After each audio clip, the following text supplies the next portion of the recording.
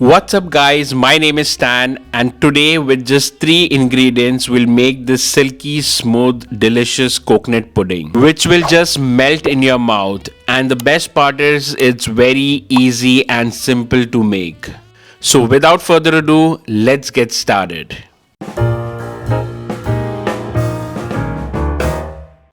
Now this recipe can be made with either canned full fat coconut milk, or you can just extract the coconut milk at home like I am doing. So here, as you can see, this is 2 cups of grated fresh coconut which I will use to extract the coconut milk.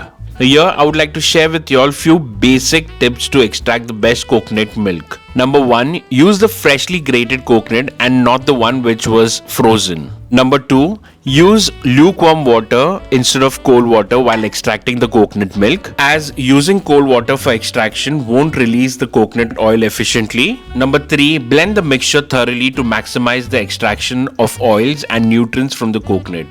Number 4, strain the milk through a fine cheesecloth or a muslin cloth to ensure smooth texture. Now I've extracted around 3 cups of coconut milk, out of which I've just taken around half cup and I'm adding in 4 tablespoons of cornstarch. Now coconut milk contains natural fats that can separate when cooked, so cornstarch helps in binding the mixture together, helping us get a smooth and creamy texture. And this is the consistency that you need after adding the cornstarch to the coconut milk.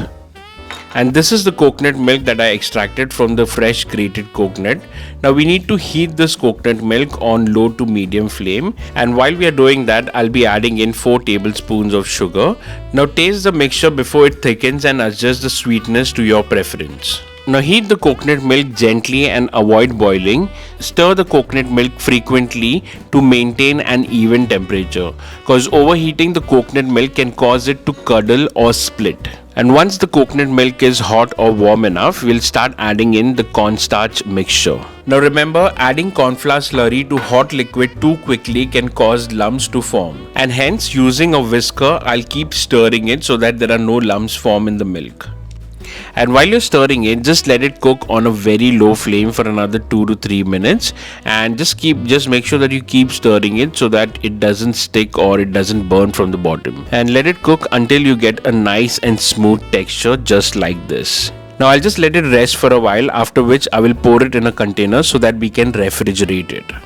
Fill the mold and tap it to release any bubbles formed inside. And that's it. You need to seal it with foil paper and refrigerate it until it's cooled down and it's nicely set. And there you have it, your silky, smooth and irresistible coconut pudding, made with love and the perfect touch of tradition. Look at this. So you see, it was that simple to make this coconut pudding.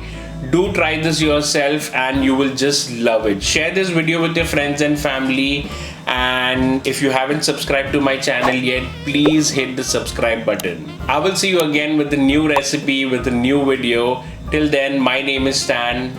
Bye bye.